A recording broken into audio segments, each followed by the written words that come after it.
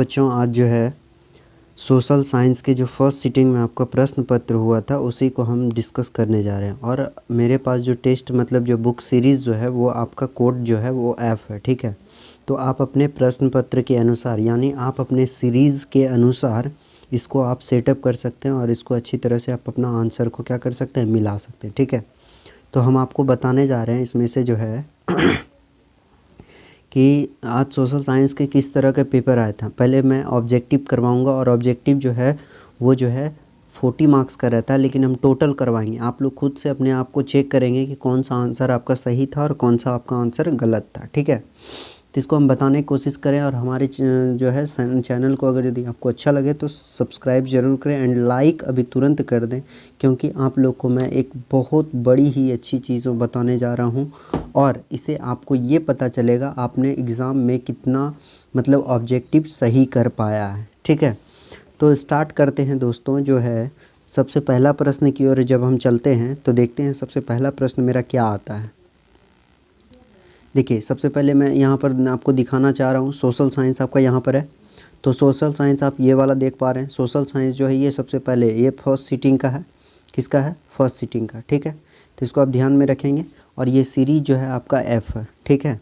तो टोटल मतलब जो है प्रश्न की संख्या जो ऑब्जेक्टिव वाला होता है वो 80 होता है, ठीक है। इसमें टोटल पेज जो है 48 है, सब मिला के आपको टाइम जो दिया जाता है ऑब्जेक्टिव और सब्जेक्टिव मिला के 2 घंटे 45 मिनट। तो ये तो आपने अच्छे से समझ लिया होगा। जब हम आगे बढ़ते हैं तो देखिए, आगे जब हम बढ़ते हैं तो इसको धीरे धीरे हम समझते हैं। आगे जो है सबसे पहला प्रश्न जो है आपका आता है तो 80। देखिए 80 प्रश्न रहेगा, उसमें से आपको बताना है कि इसमें से जो है 80 प्रश्न में से 40 प्रश्न का उत्तर सही सही देना है, जो कि आपका पूरा ऑब्जेक्टिव सही सही आपका कन्फर्म होगा, ठीक है।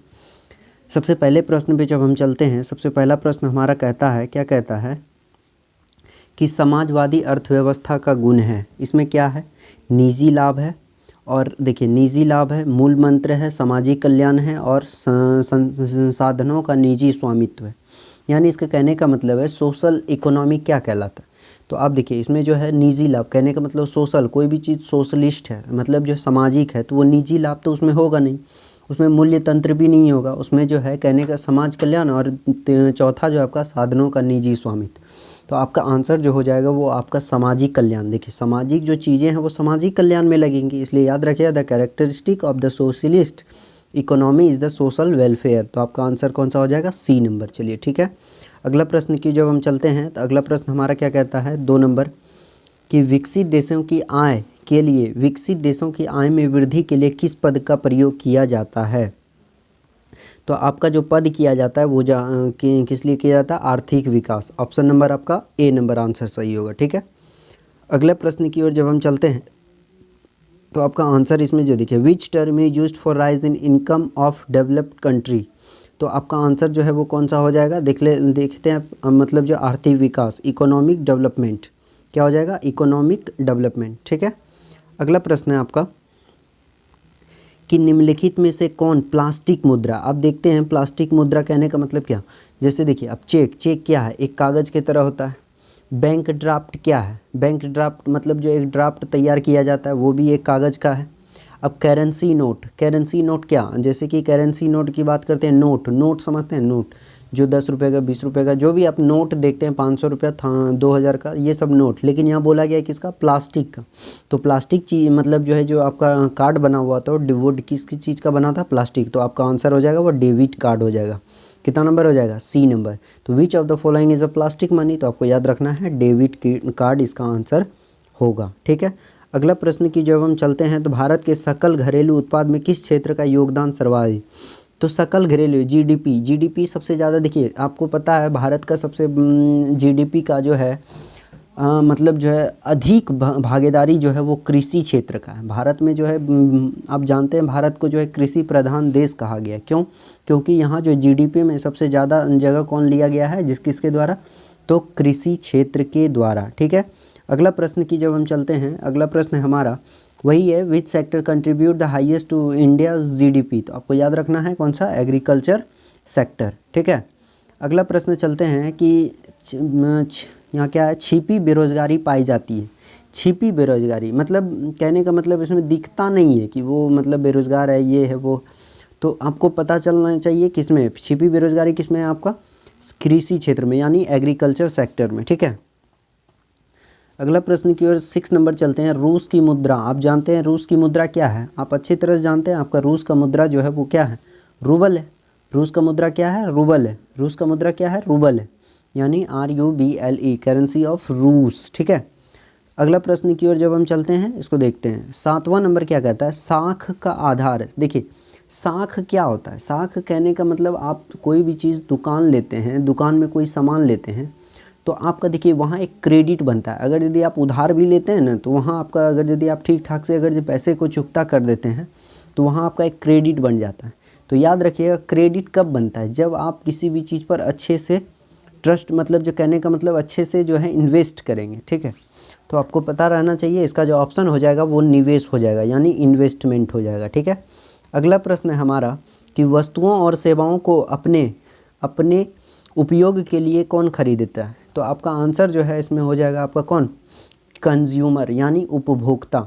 वस्तुओं और सेवाओं को अपने उपयोग के लिए कौन खरीदता है, उपभोक्ता। Who buys goods and service for own use, तो इसका आंसर कौन सा मारेंगे, कंज्यूमर, ठीक है।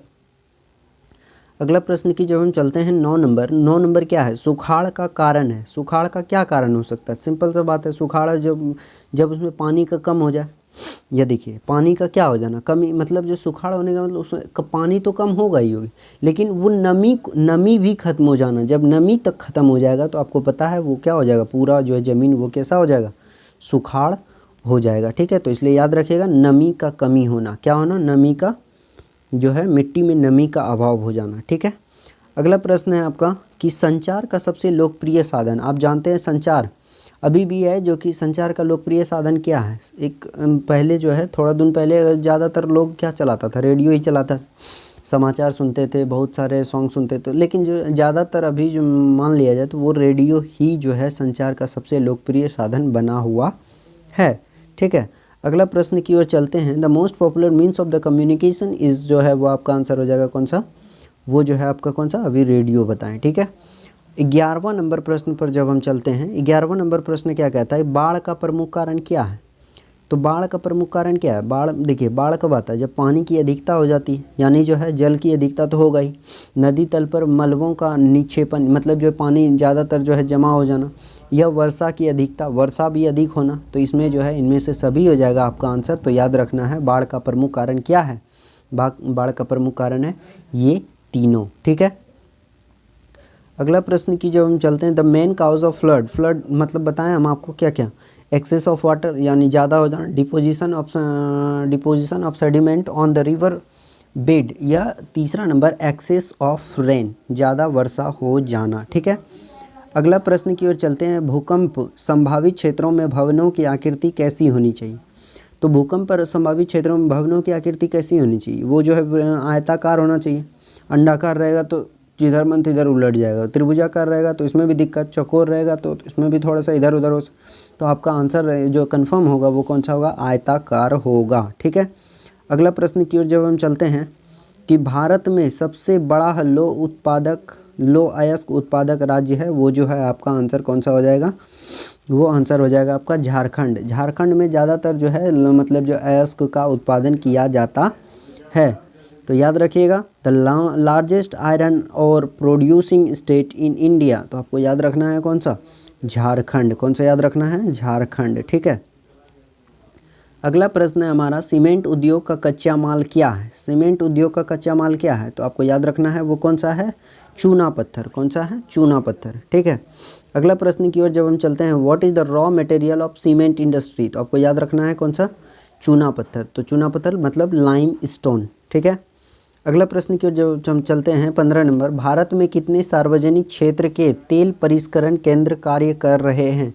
तो आपको याद रखना है जो है भारत में अभी जो है करीब मतलब टोटल 21 है, लेकिन अभी है यहाँ पूछा गया सार्वजनिक क्षेत्र के तेल परिष्करण, मतलब जो सार्वजनिक पब्लिक सेक्टर में, पब्लिक सेक्टर का जो ऑयल रिफाइनिंग सेंटर है वो जो है मात्र जो है हमारे इंडिया में जो है कितना है, 18 है। कितना है, 18 है, याद रखिएगा। अगला प्रश्न की ओर जब हम चलते हैं 16 नंबर प्रश्न की ओर चलते हैं, हीराकुड परियोजना किस नदी पर है। ये तो सबको पता है, याद रखिएगा, महानदी पर। कहाँ, महानदी पर। On which river Hirakud project situated, तो आपको याद रखना है कौन सा, महानदी पर। ठीक है, अगला प्रश्न की ओर चलते हैं। वायु परिवहन का राष्ट्रीयकरण कब किया गया? वायु परिवहन का राष्ट्रीयकरण जो है वो 1953 में, यानी when was air transport nationalised, यानी 1953 में आपका ये जो इसको नेशनलाइज्ड किया गया था, किस चीज़ को, एयर ट्रांसपोर्ट को। ठीक है, अगला प्रश्न जो है 18 नंबर है हमारा, विश्व का प्राचीनतम परिवहन साधन क्या है? मतलब जो विश्व का प्राचीनतम सबसे पुराना जो है आदमी जो है इधर उधर जाता था वो किस मार्ग से, कहीं देखिए किस मार्ग, ज़्यादातर वो जल परिवहन मार्ग का जो चुनता था। कहने का मतलब है जहाँ उसको नदी मिल जाए, जहाँ उसको समुद्र मिल जाए, तो वो नाव मतलब जहाज इस सब के द्वारा वो जाया जाता था पहले की मतलब जो है प्राचीन में। ठीक है, और अभी तो जो है मतलब हवाई परिवहन जो है स्टार्ट ज़्यादातर है। ठीक है, ज़्यादा दूर जाने के लिए। तो आपको याद रखना है कि जो है ओल्डेस्ट सबसे पुराना जो है वो कौन सा है, आपका याद रखना है वाटर ट्रांसपोर्ट। लेकिन अभी जो है ज़्यादातर कौन सा हो गया, एयर ट्रांसपोर्ट। इसलिए आपका आंसर जो हो जाएगा वो ओल्ड के लिए वाटर ट्रांसपोर्ट। ठीक है, अगला प्रश्न क्यों चलते हैं। अगला प्रश्न हमारा क्या कहता है, मोरमुगाओ बंदरगाह कहाँ है? मोरमुगाओ बंदरगाह जो है आपका जो है वो गोवा में है। भारत के किस राज्य में है, गोवा राज्य में है। ठीक है, तो गोवा राज्य में है। Where is Mormugao port situated? ठीक है, तो आपका कौन सा हो जाएगा, गोवा। ठीक है, अगला प्रश्न है 20वां नंबर हमारा क्या क्वेश्चन कहता है कि कांडला विशेष आर्थिक क्षेत्र कहाँ है? कांडला विशेष आर्थिक क्षेत्र जो है वो आपका केरल में। कहाँ है, केरल में। कहाँ है, केरल में। Which is the Kandla special economic zone, आपको याद रखना है जोन जो है वो कौन सा है, केरल है, याद रखिएगा। ठीक है, अगला प्रश्न की ओर जब हम चलते हैं, अगला प्रश्न आपका नंबर आता है 21। इसमें जो है बहुत अच्छा सवाल है ये जो है, देखिए क्या कहा गया, कहलगांव तापीय विद्युत परियोजना कहाँ है, यानी where is Kahalgaon thermal power project. तो आपको याद है कि ये जो है भागलपुर में पड़ता है, इसलिए आपका इसका आंसर जो हो जाएगा वो कौन सा हो जाएगा, भागलपुर हो जाएगा, भागलपुर। ऑप्शन नंबर कितना, ए नंबर। ठीक है, अगला प्रश्न जो है 22 नंबर है, जलवेराइन किससे संबंधित है? जलवेराइन एक संस्था था जो कि व्यापारियों द्वारा इसे चलाया जाता था। ठीक है, तो आपको याद रखना है कि इसका किसका संस्था था, व्यापारी का। ठीक है, अगला प्रश्न है आपका कि जर्मन राइन राज्य का निर्माण किसने किया था? ये रटाया हुआ क्वेश्चन है, आप लोग इसको पढ़े भी होंगे बहुत बार, यानी नेपोलियन बोनापार्ट इसका आंसर होगा। जर्मन राइन राज्य का निर्माण किसने किया था, नेपोलियन बोनापार्ट ने। ठीक है, अगला प्रश्न है आपका वियना सम्मेलन कहाँ हुआ था, ये कब हुआ था? तो Vienna conference was held on 1815। कब हुआ था, 1815 में जो है आपका वियना सम्मेलन जो हुआ था। ठीक है, अगला प्रश्न की ओर जब हम चलते हैं, रॉबर्ट ओवेन कहाँ का निवासी था? रॉबर्ट ओवेन जो है वो जो है ब्रिटेन का निवासी था। रॉबर्ट ओवेन कहाँ का निवासी था, ब्रिटेन का निवासी था। ठीक है, अगला प्रश्न की ओर जब हम चलते हैं तो 26 नंबर है, बोल्शेविक क्रांति का नेतृत्व किसने किया था? मतलब बोल्शेविक क्रांति का नेतृत्व किसने किया? तो बोल्शेविक क्रांति का नेतृत्व जो है वो जो है बिस्मार्क के द्वारा किया गया था। किसके द्वारा, बिस्मार्क के द्वारा किया गया था। अगला है कंबोडिया की राजधानी, आपको पता है वो जो है नोमपे है। ठीक है, नोमपे है। ठीक है, तो याद रखिएगा कि जो है कंबोडिया की राजधानी नोमपे, याद रखना है आपका ऑप्शन नंबर बी। ठीक है, नोमपे। ठीक है, पी जो है वो साइलेंट हो जाता है। ठीक है, अगला प्रश्न की ओर जब हम चलते हैं 28 नंबर, किस कानून के विरोध में जलियांवाला बाग में सभा का आयोजन जो हुआ था? तो ये जो है आपका रॉलेट एक्ट के विरोध में जलियांवाला बाग हत्याकांड हुआ था। ठीक है, अगला प्रश्न की ओर जब हम चलते हैं, किनके अनुरोध पर महात्मा गांधी चंपारण आए थे? तो याद रखना है आपको, राजकुमार शुक्ल के अनुरोध पर जो है वो चंपारण आए थे। ठीक है, अगला प्रश्न है, वल्लभ भाई पटेल को सरदार की उपाधि किस किसान आंदोलन के दौरान दी गई? तो आपको याद रखना है बारदौली सत्याग्रह। किसके द्वारा, बारदौली सत्याग्रह। देखिए हमारा सेशन अगर अच्छा लग रहा हो तो उसे प्लीज़ लाइक कर दें। ठीक है, और सब्सक्राइब भी जरूर कर दें। ठीक है, अगला प्रश्न है आपका, अगला प्रश्न है वो 31 है आपका, फ्लाइंग शटल का आविष्कार किसने किया था? फ्लाइंग शटल का आविष्कार जो है वो जॉन के ने किया था। तो आपका ऑप्शन नंबर जो है वो कितना नंबर हो जाएगा, सी नंबर हो जाएगा। ठीक है, अगला प्रश्न की जब हम चलते हैं, भारत में पहली जूट मिल कहाँ स्थापित की गई थी? तो आपको याद रखना है पहली जूट मिल जो स्थापित की गई थी वो कोलकाता में, ठीक है। Where was the first jute mill established in India? तो हो जाएगा आपका कौन सा, कलकत्ता, ठीक है।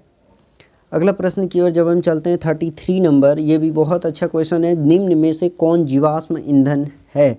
तो आप देखिए, जीवाश्म ईंधन कहने का मतलब है कि उसको जो है कहने का मतलब उसको फिर से नहीं जलाया जा सकता, ठीक है।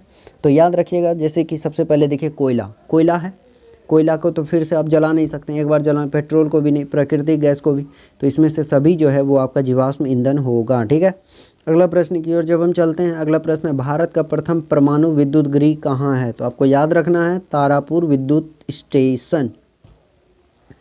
कौन सा हो गया? Tarapur. Where is the first nuclear power plant of India? तो आपको याद रखना है कौन सा? तारापुर। कहाँ? तारापुर, ठीक है। अगला प्रश्न है आपका 30 जो है 5 नंबर, मणिकरण भूतापीय ऊर्जा संयंत्र किस राज्य में है? मणिकरण भूतापीय ऊर्जा संयंत्र किस राज्य में है? तो आपका ऑप्शन नंबर कौन सा हो जाएगा? सी नंबर, यानी हिमाचल प्रदेश। कौन सा? हिमाचल प्रदेश, ठीक है। अगला प्रश्न है आपका, in which state is Manikaran geothermal plant situated? तो आप याद रखिएगा कौन सा? हिमाचल प्रदेश, ठीक है। अगला प्रश्न है, सिंदरी किस उद्योग के लिए जाना जाता है?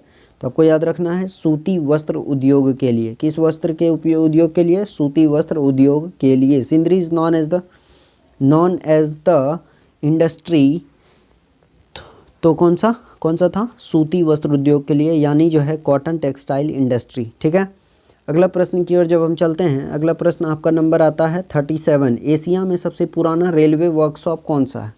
तो आपको याद रखना है एशिया में जो है सबसे पुराना जो है वो जो है आपका जमालपुर रेलवे वर्कशॉप है, इसको ध्यान में रखना है, ठीक है।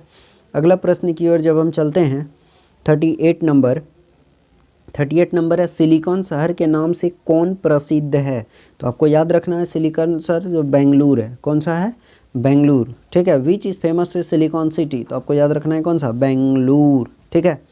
अगला प्रश्न है आपका 39 नंबर, मंदार पहाड़ी किस जिले में? तो ये तो आपको पता ही होगा, ये तो सिंपल सा बात है, बांका जिला में है, इसलिए ध्यान रखना है इस बात को। अगला प्रश्न आपका आता है सासाराम नगर का विकास जो हुआ था वो किस युग में हुआ था? यानी किस युग में हुआ था? यानी जो है आपका ये मध्य युग में जो हुआ था, सासाराम नगर का विकास हुआ था, ठीक है। ये जो किस युग में हुआ था? मध्य युग में हुआ था, ठीक है। आपका अगला प्रश्न जो है वो है आपका अगला प्रश्न कौन सा है? अगला प्रश्न जो है आपका वो 41 नंबर है। तो याद रखिएगा, दक्षिण अफ्रीका के प्रथम अश्वेत राष्ट्रपति कौन थे? तो आपको याद रखना है अश्वेत राष्ट्रपति जो है ब्लैक प्रेसिडेंट ऑफ जो है साउथ अफ्रीका, तो वो जो है आपका कौन सा है? Abraham Lincoln. ऑप्शन नंबर कौन सा हो जाएगा? डी नंबर, ठीक है। अगला प्रश्न की ओर जब हम चलते हैं, अगला प्रश्न हमारा क्या कहता है 42, श्रीलंका कब आज़ाद हुआ? तो याद रखिएगा श्रीलंका जो आज़ाद हुआ था वो हुआ था 4 फरवरी 1940 व्हेन श्रीलंका बिकम इंडिपेंडेंट। तो आपको याद रखना है कौन सा कब स्टार्ट हुआ था? 4 फरवरी 1948, ठीक है। अगला प्रश्न की ओर जब हम चलते हैं तो आपका ऑप्शन नंबर देखते हैं कौन सा होता है 43 क्वेश्चन नंबर, समता पार्टी का विलय किस राजनीतिक दल में हुआ? यानी with which political party did the Samata party merge? मतलब जो है पॉलिटिकल पार्टी जो है समता पार्टी जो है उसको किस में मर्ज किया गया, ठीक है। तो मर्ज कहने का मतलब किस में मिलाया गया? तो आपका ऑप्शन नंबर सी हो जाएगा, जनता दल यूनाइटेड। कौन सा हो जाएगा? जनता दल यूनाइटेड। अगला प्रश्न है, निम्न में से कौन नगर निगम के आय का स्रोत नहीं है?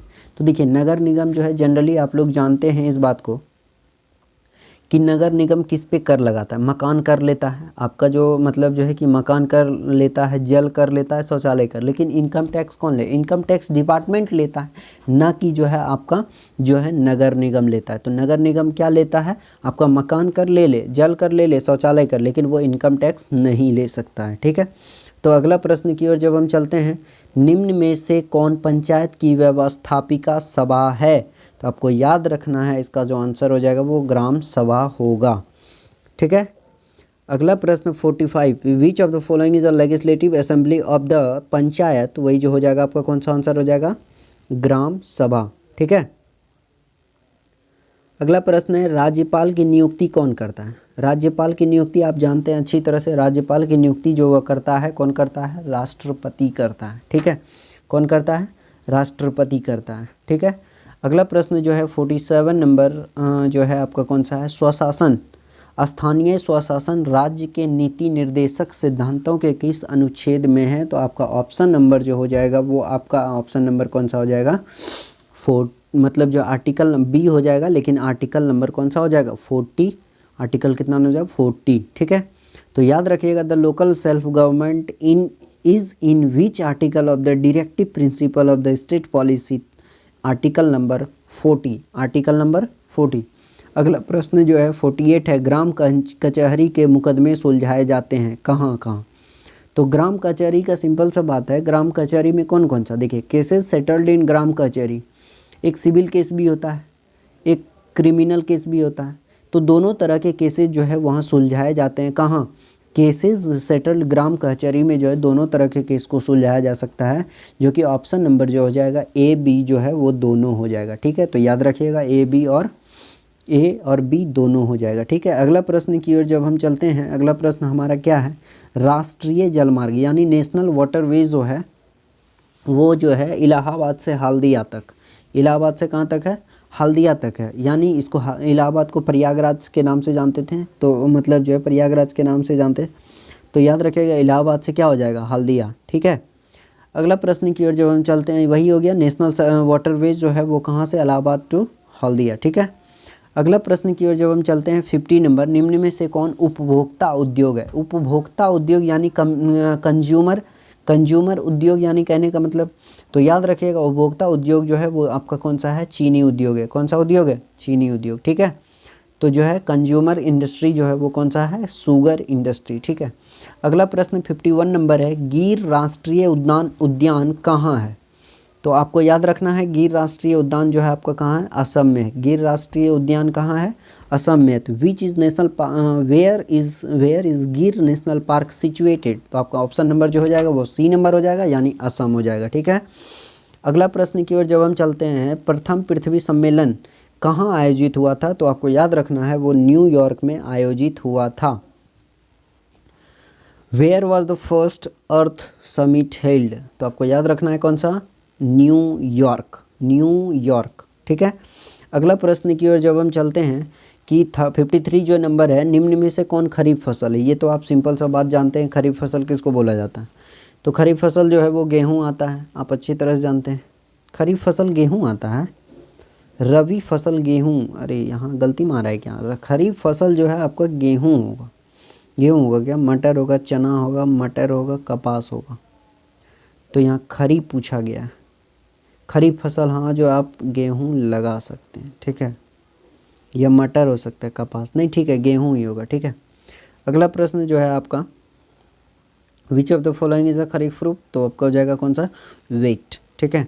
आगे बांध को आधुनिक भारत का मंदिर किसने कहा। तो याद रखिएगा आपका पंडित जवाहरलाल नेहरू हो जाएगा। कौन, किसने कहा था, Pandit Jawaharlal. Who called dams the temples of modern India. तो आपका पंडित नेहरू आपका आंसर हो जाएगा, याद रखिएगा, ठीक है। 55 नंबर चलते हैं। 55 नंबर क्या कहता है कि मरुस्थलीय मृदा कहाँ मिलती है। तो आपको याद रखना है मरुस्थलीय मृदा कहाँ मिलती है, राजस्थान में। वेयर इज डिजर्ट सॉइल, हाँ डिजर्ट, सबसे ज़्यादा बल्लू कहाँ है, सबसे बड़ा डिजर्ट जो भारत का है थार डिजर्ट है, जो कि राजस्थान में पाया जाता है, आप लोग को पता होगा। अगला प्रश्न की ओर जब हम चलते हैं तो आपका ऑप्शन जो देखते हैं 56 नंबर क्या है, भारत का सबसे छोटा रेलवे क्षेत्र कौन सा है। तो आपका याद नॉर्थ ईस्ट रेलवे, कौन सा है, नॉर्थ ईस्ट रेलवे, उत्तर पूर्वी रेलवे, कौन सा है, उत्तर पूर्वी रेलवे। अगला प्रश्न की ओर जब हम बात करते हैं तो 57 जो है, निम्न में से कौन लोकतंत्र का प्राण है। तो लोकतंत्र का प्राण कौन है। अब लोकतंत्र में क्या नहीं रहेगा जो उसका कुछ नहीं चलेगा। तो सरकार कब बनेगा, जब लोकतंत्र बनेगा। तो बनने के लिए क्या चाहिए, न्यायपालिका, नहीं न्यायपालिका क्या करेगा बन के, कोई फायदा है नहीं। संविधान बन के क्या, जब सरकारें नहीं है तो मतलब जाने सरकार नहीं है तो जब राजनीतिक दल ही नहीं है तो संविधान किसके लिए। अगला है तीसरा जो आपका राजनीतिक दल है, यानी आपका ऑप्शन नंबर जो हो जाएगा वो कौन सा हो जाएगा, राजनीतिक दल हो जाएगा, ठीक है। अगला प्रश्न की ओर जब हम चलते हैं, अगला प्रश्न है आपका भारतीय कम्युनिस्ट पार्टी की स्थापना कब हुई थी। तो भारतीय communist, when was the communist party of India established, आपका ऑप्शन नंबर जो है वो ए हो जाएगा, यानी 1925, 1925 में हुआ था। ठीक है, तो याद रखिएगा। अगला प्रश्न की ओर जब हम चलते हैं 59, किसने कहा था लोकतंत्र जनता का, जनता के लिए, जनता द्वारा शासन है। ये रट रट के करीब क्या बोले, मतलब बचपन से ये चीज़ पढ़ते आ रहे हैं, आप लोग को भी पता होगा। अब्राहम लिंकन, इन्होंने ही कहा था लोकतंत्र जनता का, जनता के लिए, जनता के द्वारा शासन है। अगला प्रश्न की ओर चलते हैं 60 नंबर, भारत में कौन शासन प्रणाली है, भारत में कौन शासन प्रणाली है, संसदीय व्यवस्था। कौन सा हो जाएगा, संसदीय व्यवस्था। अगला प्रश्न है आपका which form of the government is there in India, तो आपको याद रखना है कि पार्लियामेंट्री फॉर्म होगा। भारत में वोट देने के लिए न्यूनतम आयु, इसको जो है क्या बोले, मतलब जो है कि न्यूनतम आयु वोट देने के लिए 18 साल। सोचिए कितना, 18 साल। चलिए आगे देखते हैं। लोकतंत्र की सफलता की चुनौती है, लोकतंत्र में क्या सफलता का चुनौती क्या है, सफल कैसे बन सकता है, एक अच्छा लोकतंत्र किस तरह बन, एक देखिए क्या क्या होना चाहिए। देखिए मतलब जो है कि ये सब नहीं होना चाहिए, याद रखना एक चुनौती है, ये सब नहीं है। अगर यदि ये सब हट गया, मान लिया गया इस सफलता का चुनौती जो है यानी ये सब हट जाता है, तो आपका लोकतंत्र जो है वो बहुत ही अच्छा माना जाता है। भारत का जो लोकतांत्रिक राज्य, ये सबसे बड़ा लोकतंत्र देश है। इसमें क्या क्या नहीं होना चाहिए, देखिए क्या है। सबसे पहला है अफसरशाही। यहाँ क्या होता है, अफसरशाही कहने का मतलब समझे, अफसरशाही कहने का मतलब ब्यूरोक्रेट्स, ब्यूरो। यहाँ जो है किसी का जॉब है या कोई मतलब जो अच्छा बड़ा जॉब पे है, बड़ा नौकरी वोकरी पे है, तो अपना थोड़ा सा उसका एक रुतबा होता है, वो अपना अफसरशाही दिखाता है, ब्यूरोक्रेट्स दिखाने का एक ये होता है। दूसरा है अशिक्षा, दूसरा क्या है, शिक्षा। यहाँ शिक्षा नहीं है, कहने का मतलब जहाँ अशिक्षा होगा वहाँ क्या लोकतंत्र का सफलता मतलब होगा, कभी नहीं होगा। जब अशिक्षा रहेगा तो लोकतंत्र बनने के लिए कुछ मतलब लोकतंत्र अच्छी तरह से बन ही नहीं सकता। और जहाँ जातिवाद हो, जहाँ जातिवाद होगा वहाँ लोकतंत्र, अब जो है कि कोई भी नेता खड़ा होता है तो क्या वो जाति के अनुसार, अभी भी ऐसा नहीं कि अभी नहीं होता, लेकिन जाति के अनुसार अभी भी वोट दिया जाता है। तो आपका ऑप्शन नंबर जो हो जाएगा वो आपका डी नंबर हो जाएगा, यानी इनमें से सभी। ठीक है, अगला प्रश्न आपका 63 नंबर। तो इसका अगला प्रश्न जो है वो क्या कह रहा है कि भारत में राष्ट्रीय आपातकाल की घोषणा कब किया गया था। तो when was the national emergency declared in India, तो आपका ऑप्शन नंबर ए हो जाएगा, यानी 1975, 1975 में, 1975 में जो है आप राष्ट्रीय आपातकाल की घोषणा कब हुई थी। वो किसके मतलब जो कौन थी उस समय प्रधानमंत्री, इंदिरा गांधी। ठीक है, अगला प्रश्न है सुनामी प्रभावित क्षेत्र में मकानों का निर्माण कहाँ रहना चाहिए, मैंग्रोव वन में। कहाँ रहना चाहिए, मैंग्रोव वन में। ठीक है, where should the houses be construct in tsunami affected area, in mangrove forest, in mangrove forest. अगला प्रश्न 65 नंबर है, अमृत बाजार पत्रिका के संपादक कौन थे, मोतीलाल घोष। इसके दो व्यक्ति थे, एक के नाम मोतीलाल घोष और एक के थे जो कि उनको आप सर्च कर लेंगे जरूर। ठीक है, अगला प्रश्न है मराठा समाचार पत्र किस भाषा से संबंधित था।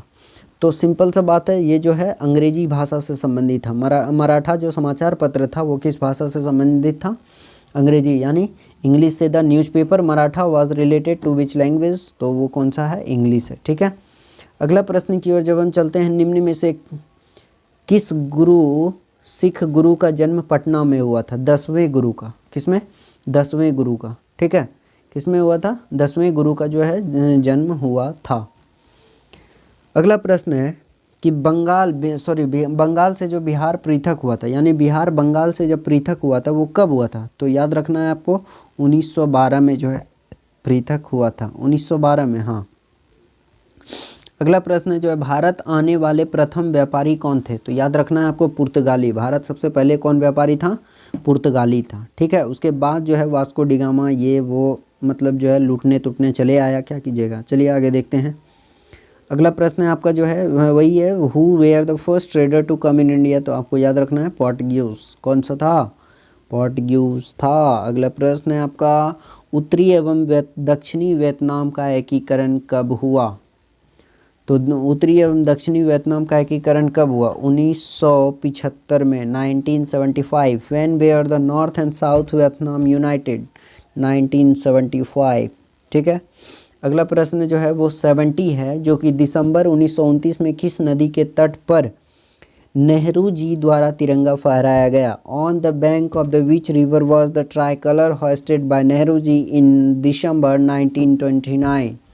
तो आपका ऑप्शन नंबर जो हो जाएगा वो सी नंबर हो जाएगा, यानी रावी नदी पर। ठीक है, अगला प्रश्न को जब हम देखते हैं 72 नंबर, क्रांतिकारी नेता सूर्य सेन का उपनाम क्या था? मास्टर दा, इसका नाम क्या था? मास्टर दा, मास्टर दा, क्या नाम था? Master. Who was the nickname of the revolutionary leader Surya Sen? तो मास्टर दा, इसका याद रखना है आप लोग को। अगला प्रश्न है 73, इटली के एकीकरण में निम्न में से किसने योगदान दिया था?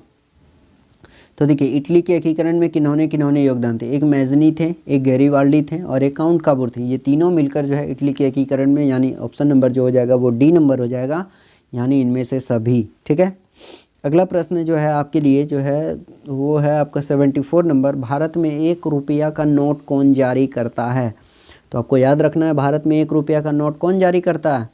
आरबीआई, यानी रिजर्व बैंक ऑफ इंडिया। ठीक है, अगला प्रश्न 75 है, प्राथमिक क्षेत्र में कौन सी आर्थिक क्रिया शामिल है? प्राथमिक क्षेत्र यानी जो है प्राइमरी सेक्टर में क्या क्या होता है?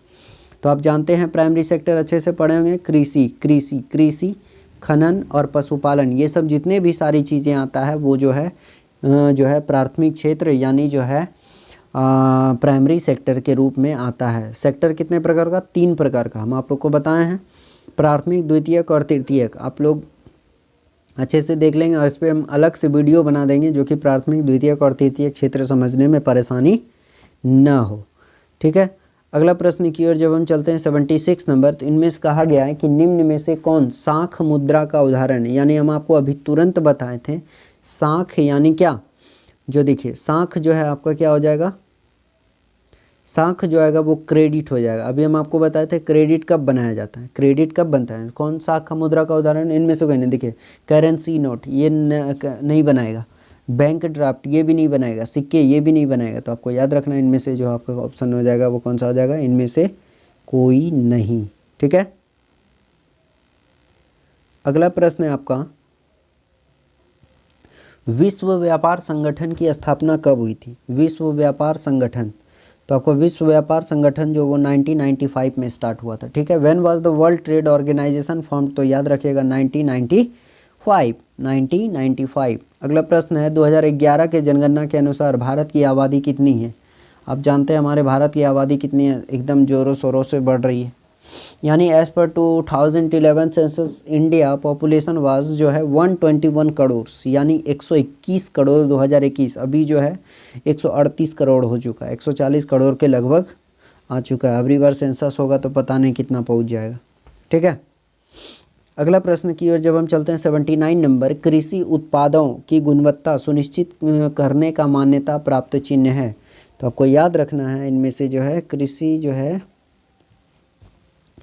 इसका ऑप्शन जो है वो नंबर जो है नहीं लगाया गया है, इस पर कुछ कन्फ्यूजन है, इसको आप देख लेंगे एक बार।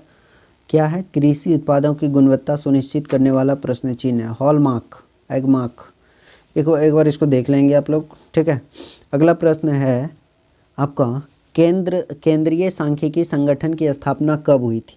केंद्रीय सांख्यिकी संगठन की स्थापना जो हुई थी ये भी नहीं लगाया गया है, यानी ये जो है 1956 के लगभग है या 1950। ठीक है, इसको आप देख लेंगे अच्छी तरह से और जो है आगे बढ़ेंगे। ठीक है, अब तो ये ख़त्म हो गया, 80 नंबर तक आपका जो है ऑब्जेक्टिव ख़त्म हो गया और आप लोग यहाँ से मिला कर देखेंगे और मतलब आप लोग कितना सही कर पाए हैं और कितना सही है। ठीक है, इस आधार पर आप पता लगा सकते हैं कि आपके टेंथ में जो है कितना मार्क्स आ सकता है, वो भी सोशल साइंस में। इसी तरह से हमारा वीडियो और आते रहेगा, इसलिए जो है सब्सक्राइब एंड लाइक ज़रूर कर दें और बेल आइकन को ज़रूर प्रेस कर दें, क्योंकि हमारा कोई भी वीडियो जाएगा तो आपको नोटिफिकेशन पहले चल जाएगा। ठीक है, इसलिए ध्यान रखिएगा।